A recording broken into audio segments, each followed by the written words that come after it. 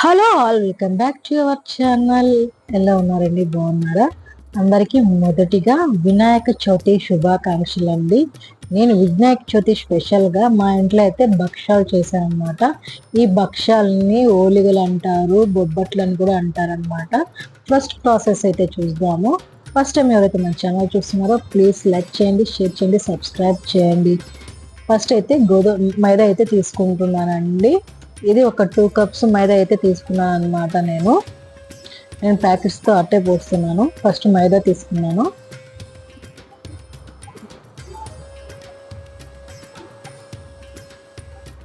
చూడండి, ఇది 2 గ్లాసెస్ మైదా అయితే ఉంటుంది. తర్వాత ఒక చిన్న గ్లాస్ తోటి గోధుమ పిండి కూడా యాడ్ చేస్తున్నాను అనమాట.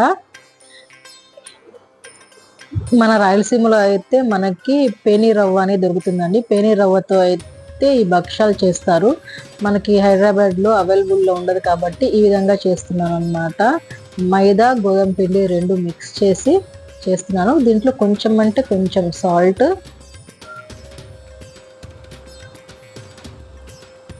తర్వాత నెయ్యి. మీరు ఏ నెయ్యి అయినా వాడుకోవచ్చండి. నేనైతే నెయ్యి యాడ్ చేస్తున్నాను. 2 టేబుల్ స్పూన్ నెయ్యి అయితే యాడ్ చేసేసి ఫస్ట్ మొత్తం పొడి పిండిని అయితే మొత్తం పిండి అంతా కలుపుకోవాలన్నమాట. నేను చూపించే విధంగా అయితే కలుపుకోవాలి.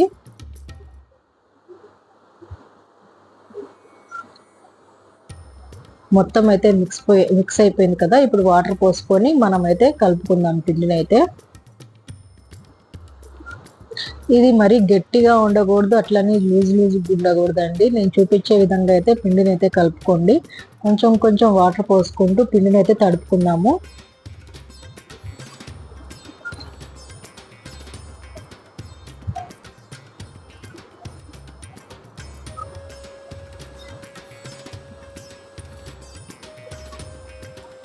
ఇప్పుడు కొంచెం అయితే ఆయిల్ అయితే వేసేసుకుందాము. ఇందాక కొంచెం నెయ్యి అయితే వేసుకున్నాం కదా, ఇప్పుడు 2 గంటల ఆయిల్ అయితే వేసుకుందాము. మొత్తం ఆయిల్తో మిక్స్ చేయాలండి పిండిని మంచిగా.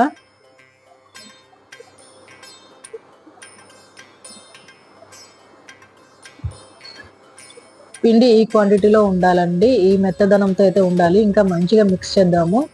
గిన్నెకి ఏమి అంటుకోకూడదు అనమాట. పిండి ఆ విధంగా అయితే మిక్స్ చేసుకోవాలన్నమాట. చేతికి కూడా ఏమి అంటుకోలేదు చూడండి. దీనికి కొంచెం ఆయిల్ చేతికి తడుపుకొని పిండికి తడుపుకుందాము. కొంచెం ఆయిల్ తీసుకొని ఈ విధంగా పిండికి రుద్దుకొని కనీసం ఇది గంటన్నర ఖచ్చితంగా నానాలన్నమాట పిండి. మీకు అప్పుడే భక్షాలు అనేది చాలా మెత్తగా స్మూత్గా వస్తాయి.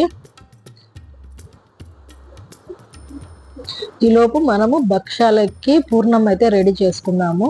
ఈ పప్పు అయితే నేను గంటన్నర సేపు నానబెట్టానండి. నానబెట్టిన పప్పు చేసుకుంటే చాలా టేస్ట్గా ఉంటుంది. పప్పు అనేది త్వరగా ఉడుకుతుంది.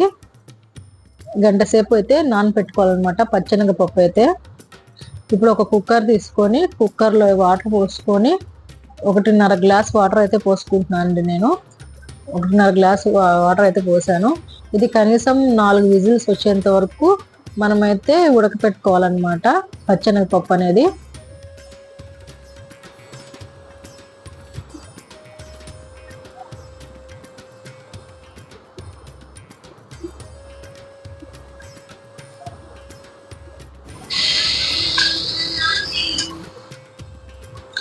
తర్వాత ఉడికిపోయాక ఒక స్టినర్ తీసుకొని పప్పును అయితే వాటర్ అంతా ఒడిచిపోయేటట్టు వడగట్టుకుందాము. కింద ఒక గిన్నె పెట్టేసి ఇలాగైతే వంపేయండి.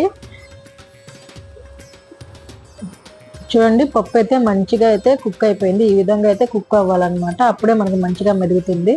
తర్వాత అదే కుక్కరు స్టవ్ మీద పెట్టి మనం బెల్లం అయితే తురుముకున్నాము కదా, ఆ బెల్లం తురుము అయితే ఇందులోకి అయితే వేసుకుందాము.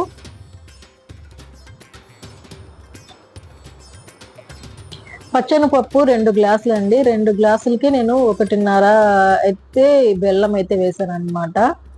తెలియని వాళ్ళ కోసం కొలత అయితే చెప్తున్నాను.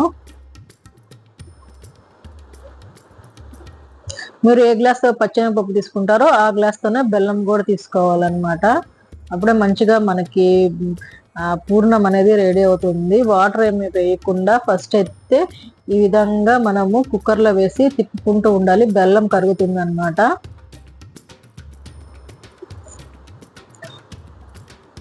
చూడండి బెల్లం అయితే మంచిగా పొడి పొడిగా మనం అయితే తురుముకుంటే ఈ విధంగా వస్తుంది అన్నమాట. సిమ్లో పెట్టుకొని చేసుకోండి మొత్తము, లేకపోతే బెల్లం మాడిపోతుంది త్వరగా. సిమ్లో పెట్టుకొని నిదానంగా అయితే బెల్లాన్ని కరగనివ్వాలన్నమాట.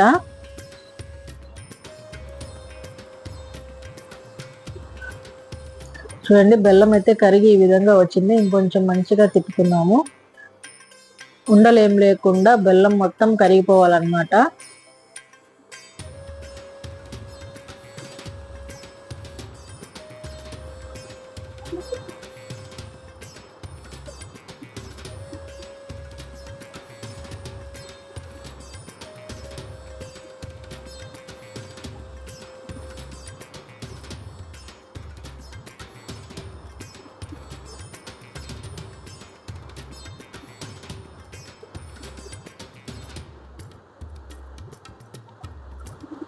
ఇప్పుడైతే మనం పచ్చెనగపప్పు యాడ్ చేసేసుకుందాము దీంట్లో బెల్లంలోకి అయితే.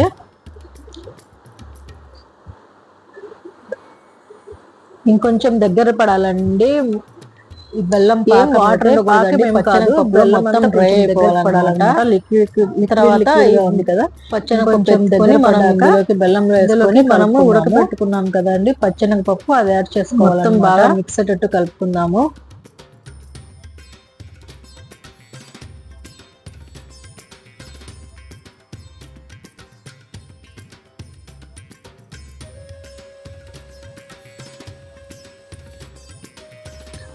ఇది బాగా మొత్తం దగ్గరికి ఉంది కదండి. ఇందులోకి 2 టేబుల్ స్పూన్స్ నెయ్యి అయితే యాడ్ చేసుకుందాము. మంచిగా కమ్మగా ఉంటుంది అనమాట. మీకు ఇలాచీ పౌడరు లేకపోతే సోంపు పౌడర్ ఉన్నా ఈ టైంలో యాడ్ చేసేసుకొని తిప్పేసుకోవచ్చు. నేనైతే ఇలాచీ పౌడర్ అయితే యాడ్ చేశాను అనమాట. అది కొంచెం మిస్ అయింది. మీకు నచ్చితే ఇలాచీ పౌడర్ వేసుకోవచ్చు, సోంపు పౌడర్ కూడా వేసుకోవచ్చు, 2 కలిపేసుకొని కూడా వేసుకోవచ్చు అనమాట. తర్వాత పిండి చూడండి బాగా మెత్తగా నానిపోయింది. ఈ విధంగా సాగుతుంది చూడండి పిండి అయితే.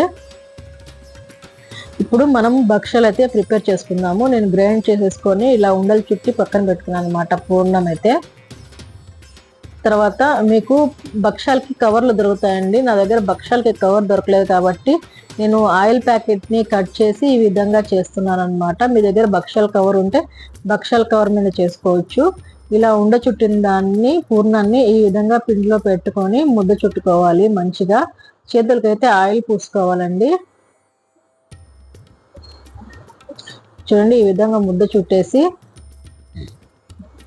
నేను ఆయిల్ అయితే రుద్దుతున్నాను అనమాట. రుద్దుకొని ఈ విధంగా చేయాలి. ఈ విధంగా అయితే మంచిగా స్ప్రెడ్ చేసుకోవాలన్నమాట ఆయిల్ పేపర్ మీద. చూడండి నేను చూపించిన విధంగా తట్టుకోండి. కొంచెం ఆయిల్ తీసుకొని చేతికి ఒత్తుకోవాలన్నమాట. కొంతమంది దీని మీద ప్లాస్టిక్ కవర్ వేసుకొని మొత్తం రఫ్ చేస్తారు. నేనైతే చేత్తోనే చూపిస్తున్నాను. ఈ విధంగా స్ప్రెడ్ చేసుకోవచ్చు.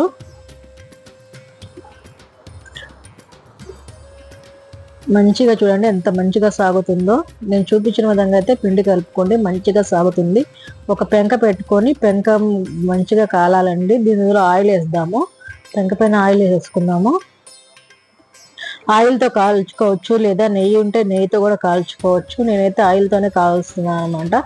ఎందుకంటే ఆల్రెడీ పిండిలో నెయ్యి వేస్తున్నాము, అది పూర్ణంలో కూడా నెయ్యి వేస్తున్నాం కదా, అందుకని నేనైతే ఆయిల్తో కాలుస్తున్నాను అనమాట. ఇందాక పచ్చెనపప్పులో వాటర్ ఉన్నాయి కదండి, ఆ వాటర్ పడేయకండి, దాంతో చారు చేసుకోవచ్చు, కట్టు చారు. మా సైడ్ అయితే భక్షాల చారు అంటారు దాన్ని. చాలా టేస్ట్గా ఉంటుంది.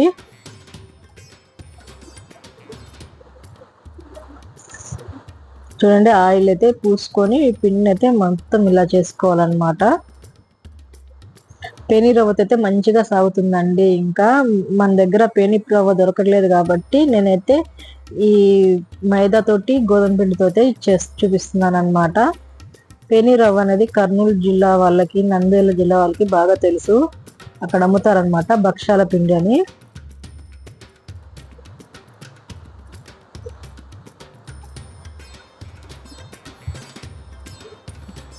ఆయిల్ వేసుకొని మంచిగా అయితే కాల్చుకున్నాము.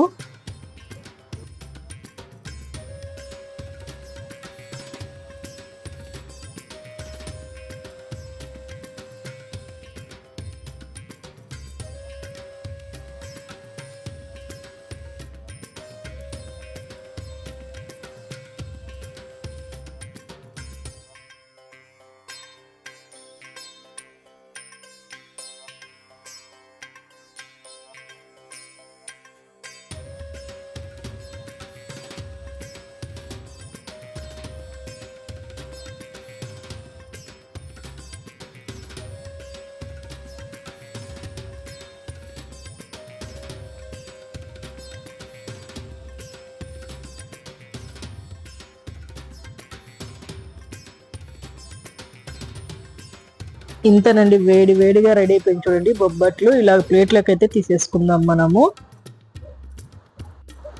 ప్లీజ్ అండి, ఫస్ట్ టైం ఎవరైతే మన ఛానల్ చూస్తున్నారో ప్లీజ్ లైక్ చేయండి, షేర్ చేయండి, సబ్స్క్రైబ్ చేయండి. ఫుల్ లెంత్ వీడియో అయితే కంపల్సరీగా చూడండి. నచ్చితే మీ ఫ్రెండ్స్కి కూడా ఫార్వర్డ్ చేయండి.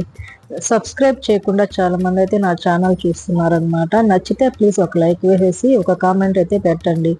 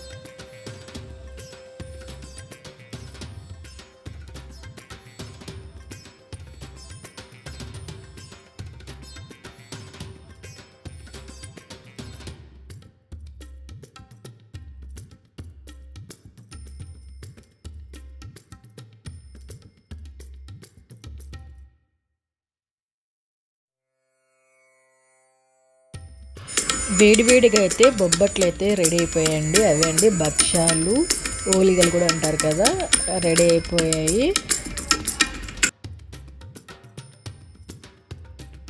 మా ఇంట్లో అయితే వినాయక చవితి సెలబ్రేషన్స్ ఏ విధంగా చేశానో వీడియో రూపంలో పెడుతున్నాను, చూసేసేయండి. నచ్చితే లైక్ చేయండి, షేర్ చేయండి, సబ్స్క్రైబ్ చేయండి. ఫుల్ లెంత్ వీడియో అయితే కంపల్సరీగా చూడండి. చూస్తున్న ప్రతి ఒక్కరికి ఆ గణపతి ఆశీస్సులు ఉండాలని మనస్ఫూర్తిగా కోరుకుంటూ అందరికీ వినాయక చవితి శుభాకాంక్షలు.